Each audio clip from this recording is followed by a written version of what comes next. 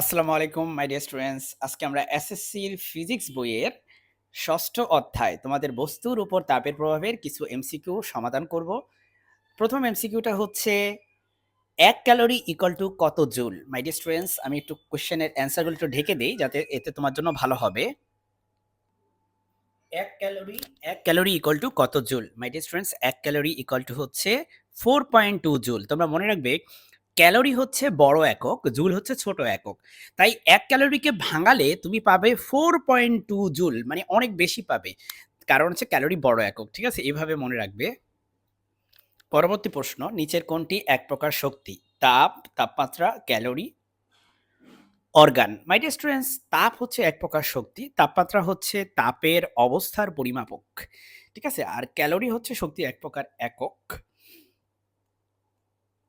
কিন্তু শক্তি না, এটা শক্তি জাস্ট এক প্রকার একক। ৩ নাম্বার কোয়েশ্চেন, তাপ এক প্রকার কি? উত্তর একই হবে, তাপ এক প্রকার শক্তি। তারপরে এর পরের কোয়েশ্চেন, তাপের এসআই একক কোনটি? মাই ডিয়ার স্টুডেন্টস, তাপের এসআই একক কোনটি? সেলসিয়াস, জুল, কেলভিন নাকি ফারেনহাইট?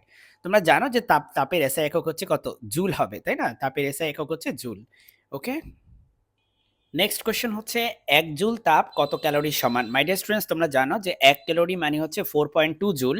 যেমন এই যে ১ ক্যালোরি মানে হচ্ছে 4.2 জুল। তাহলে ১ জুল ইকুয়াল টু হবে 1 ডিভাইডেড বাই 4.2 জুল। দেখো 1 divided by 4.2, sorry calorie, 1 divided by 4.2 calorie. So আমরা যদি এটা ডিভাইড করি, 1 ডিভাইডেড বাই 4.2 করি, তাহলে আমরা পাবো 0.24, অ্যাপ্রক্সিমেটলি পাবো 0.24 ক্যালোরি।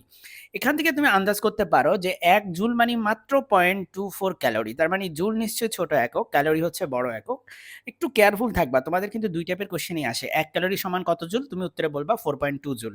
কিন্তু ১ জুল সমান কত ক্যালোরি? তুমি উত্তরে বলবা 0.24। পরম শূন্য তাপমাত্রা কোনটা? মাই ডিয়ার স্টুডেন্টস, ক্যালভিন স্কেলে পরম শূন্য তাপমাত্রাকে আমরা বলি 0 ক্যালভিন। আর সেলসিয়াস স্কেলে সেটাকে বলি -২৭৩ ডিগ্রি সেলসিয়াস। কিন্তু ফারেনহাইট স্কেলে সেটা কিন্তু 0 ফারেনহাইট না। ওকে? এটা ভুল আছে, এটা হয়নি।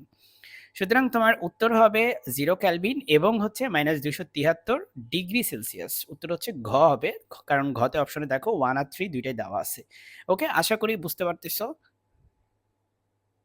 পরবর্তী প্রশ্ন হচ্ছে, এক খণ্ড বরফকে ফুটন্ত পানিতে ফেলে দিলে দেখা যায় বরফ ধীরে ধীরে গলে যায় এবং ফুটন্ত পানির তাপমাত্রা নিচে নেমে আসে, তাই না? এটাই তো স্বাভাবিক যে বরফকে যখন তুমি ফুটন্ত পানিতে ফেলে দিবা তখন বরফটা গলতে থাকবে আর পানির তাপমাত্রা আস্তে আস্তে আস্তে আস্তে নামতে থাকবে।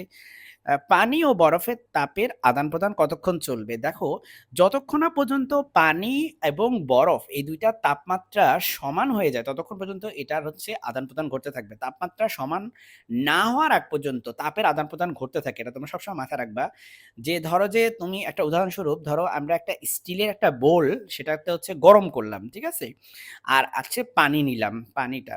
সো পানির মধ্যে এখন স্টিলের বোলটাকে আমি ছেড়ে দিব। ১ বালতি পানির মধ্যে ধরো স্টিলের বোলটা ছেড়ে দিব। যতক্ষণ না পর্যন্ত এই যে বালতি ভিতরে থাকা পানি এবং স্টিলের বোল এই ২ টার তাপমাত্রা সমান হবে ততক্ষণ পর্যন্ত তাপের আদান-প্রদান চলতে থাকে। ওকে? তাপের আদান-প্রদান শুধুমাত্র তখনই থামে যখন হচ্ছে তাপমাত্রা সমান হয়। আজকের ভিডিও এ পর্যন্তই থাকলো। পরবর্তী ভিডিওতে আমি বস্তুর উপর তাপের প্রভাবের উপর আরো এমসিকিউ নিয়ে আলোচনা করব। আসসালামু আলাইকুম।